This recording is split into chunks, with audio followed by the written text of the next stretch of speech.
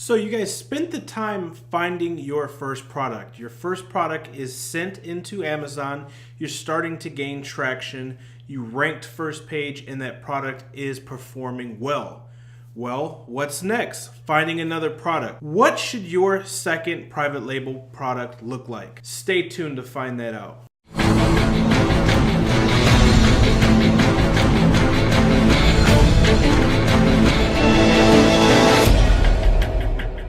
Hey guys, how's it going? Joshua Crisp here. If this is your first time viewing this channel, make sure that you smash the subscribe button and go ahead and click that notification bell next to it. That way you can be notified each and every time I release new content or go live, and you can be first to market, first to dollar. We did the legwork, all right? We did the product research, we found a product. All right, we sourced the product, contacted manufacturers, all that good stuff, and now our product is ranked first page.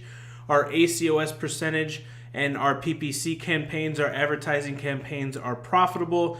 What's next? Finding another product, rinsing and repeating to go ahead and grow our Amazon business.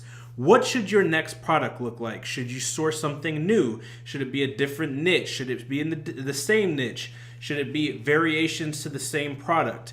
This can be overwhelming, and this can be a hard decision if you do not know different strategies. So let's go ahead and dive into this, all right? What I usually recommend after you find your first successful product and it's ranked and it's sustainable, okay? It's self-sustaining itself, meaning that it's growing independently without you doing much work, is to try to launch something in that similar niche or category, okay? Now, after you have, maybe 6 or maybe a dozen same products in one category, you may want to move on to a different category. But in the beginning, when you only have one product, you spent all that time doing the research to find that niche, find that category, contact and find your supplier. 9 times out of 10, if you contact your supplier and say, hey, I'm ready to launch another product, do you have any upcoming products, or do you have any new hot products that are getting ready to be released, or maybe you just currently released that you think would be a good fit for my brand? What they'll do is they'll email you a catalog, all right? Maybe it's a PDF file, maybe it's a screenshot, however it may be. They'll show you a catalog of other products that are usually semantically relevant to those products. So sometimes you can scroll through that catalog and find something that would be a nice fit to your brand that maybe is a different variance of that product, all right? Maybe it's a little bit different. Maybe it's an upgraded version. Maybe it's an add-on item that complements that. Something relevant to that would complement this. And the beautiful thing about this is, number one, you already have a supplier, so you don't have to contact multiple suppliers, and number two, you're already starting to get customers and residual business for that niche. Now, some of the most successful add-on products or products that I have launched repetitively directly after a main product, okay, is one that complements it, or maybe an accessory, okay, something that you can use in correlation with it, or something you can use together with it, etc. So that's one way. Another way, of course, is going to be a different category.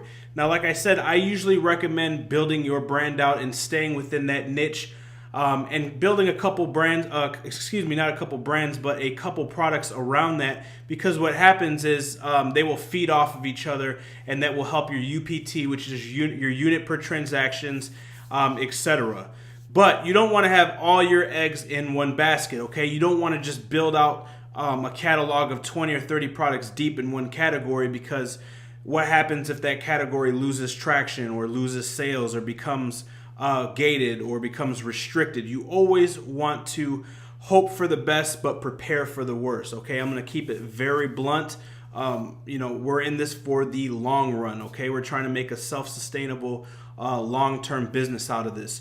So that is why it's good to differentiate and to get into different categories, okay? When you get into different categories, this is when we get into building a brand. So let's say that first category we got 2 or 3 nice products in is under the sports and outdoors. Maybe with this new brand, we want to build a new brand and gear it towards home or the baby category or niche, okay? So when we get in that, we'll launch a new brand and we'll just rinse and repeat the same strategy we used before. Get one nice product, all right? Do the product research, contact the manufacturer, find a manufacturer, launch it, get the listing, the pictures, etc.